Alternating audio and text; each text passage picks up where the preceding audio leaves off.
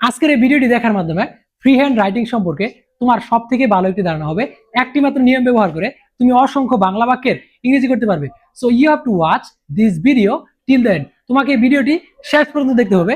বাংলা থেকে ইংরেজি করতে you have to remember three things. তোমাকে তিনটা বিষয় মাথায় রাখতে হবে বাংলা থেকে ইংরেজি করতে চাইলে। বোর্ডের দিকে একটু লক্ষ্য করো। সাবজেক্টের ইংরেজি করতে হবে। সাবজেক্ট কিভাবে চিনবে সেটা আমি বলতেছি।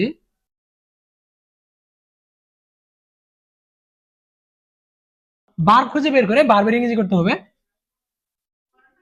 3 নম্বরে তোমার একদম শেষ থেকে শুরু করে আসবে। প্রথমত সাবজেক্টের ইংরেজি করব, তারপর ভার্ব খুঁজে বের করে ভার্বের ইংরেজি, এরপর একদম শেষ থেকে ইংরেজি অনুবাদ করে আসবে। শেষ থেকে শুরু করতে হবে।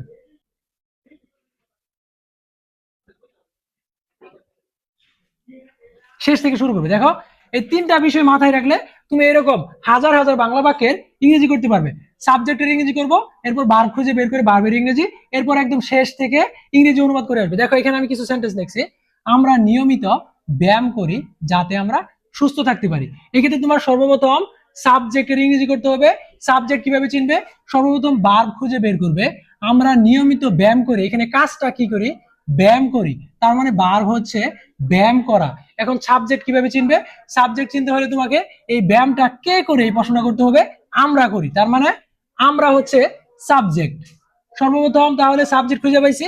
সাবজেক্টের ইংরেজি হবে উই। উই ব্যায়াম করি। ব্যায়াম করার ইংরেজি আমরা অনেকেই জানি এক্সারসাইজ।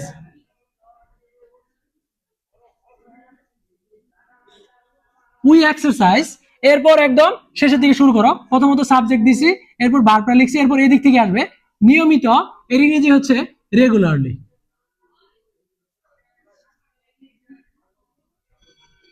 রেগুলারলি এই সেন্টেন্সটা এখানে শেষ হয়েছে। তারপর হচ্ছে যাতে। যাতে ইংরেজি হচ্ছে সো দ্যাট। যাতে। যাতে এরপরের সেন্টেন্সটা লক্ষ্য করো। এখানে তোমাকে খুঁজে বের করতে হবে সর্বপ্রথম ভার্ব। ভার্ব হচ্ছে পারি, তার মানে পারি হচ্ছে ভার্ব। এটা কে পারে? আমরা পারি, ওটাই হচ্ছে সাবজেক্ট। সেক্ষেত্রে তোমাকে লিখতে হবে উই। তারপর দিতে হবে ভার্ব উই ক্যান। আমরা পারি। থাকতে। থাকতে ইংরেজি হচ্ছে স্টে। স্টে। সুস্থ মানে হচ্ছে হেলদি।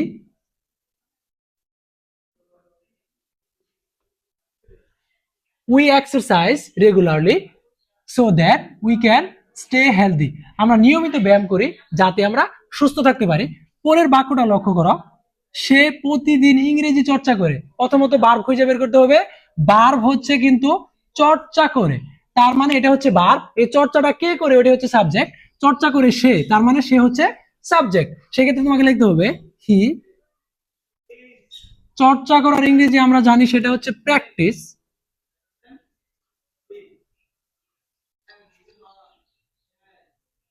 এখানে তুমি জানো যে থার্ড পারসন সিঙ্গুলারের ক্ষেত্রে ভার্বের সাথে এস বাই এস যুক্ত করতে হয়। এখানে তোমাকে একটা এক্সট্রা এস যোগ করতে হবে। হি প্র্যাকটিসেস, সে চর্চা করে। এরপর একদম শেষের দিক থেকে আসো ইংলিশ। ইংলিশ তারপর শেষেরটাতে আসো প্রতিদিন, মানে এভরিডে।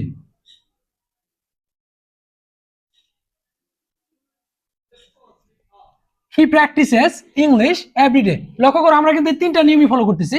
সাবজেক্টের ইংরেজি, ভার্বের ইংরেজি, তারপর একদম শেষ থেকে শুরু করে আসতেছি। এরপর 3 নম্বর বাক্যটা দেখো। বাংলাদেশ ম্যাচটি জেতার চেষ্টা করছে। সর্বপ্রথম ভার্ব খুঁজে বের করতে হবে। এখানে ভার্ব হচ্ছে চেষ্টা করছে। ভার্ব হচ্ছে চেষ্টা করছে। তুমি যদি বাংলা থেকে ইংরেজি করতে চাও, তোমাকে টেন্স সম্পর্কে একটু ভালো ধারণা থাকতে হবে। চেষ্টা করছে এটা হচ্ছে প্রেজেন্ট কন্টিনিউয়াস। সেই ক্ষেত্রে তোমাকে চেষ্টা করছে কে করছে? বাংলাদেশ করছে। আর তুমি এখানে লেখো বাংলাদেশ। বাংলাদেশ চেষ্টা করছে, এটা হচ্ছে প্রেজেন্ট কন্টিনিউয়াস। প্রেজেন্ট কন্টিনিউয়াস এর অক্সিলারি হচ্ছে এম ইজ আর। তো তোমরা জানো বাংলাদেশের সাথে এখানে তুমি ব্যবহার করবে ইজ। কি করতেছে? এখন চেষ্টা করতেছে। ইজ যেহেতু দিছো, ভার্বের সাথে আইএনজি দিতে হবে। Bangladesh is time. তারপর তারপর শেষ থেকে আসো জেতার। জেতার ইংরেজি হবে টু উইন। টু উইন জেতার। ম্যাচটি ইংরেজি হবে দি ম্যাচ।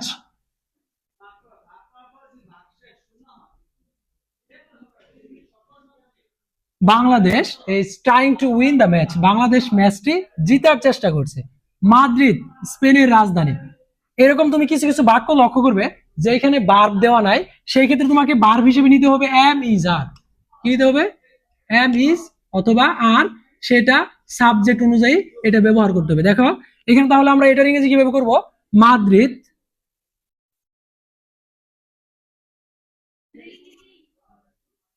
মাদ্রিদ মাদ্রিদের ক্ষেত্রে তুমি এখানে অক্সিলারি কি নিবে তুমি সেটা জানো, যে এখানে হবে is,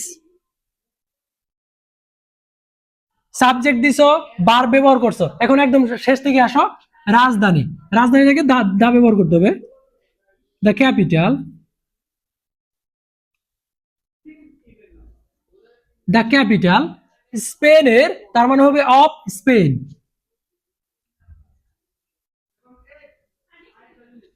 Madrid is the capital of Spain, Madrid স্পেনের রাজধানী। এভাবে তুমি শুধু এই তিনটা নিয়ম ফলো করে তুমি অসংখ্য বাংলা বাক্যের ইংরেজি করতে পারো। আশা করি তোমরা ক্লাসটি বুঝতে পেরেছো। Thank you so much for watching this video. Stay connected with us to get more contents. Thank you.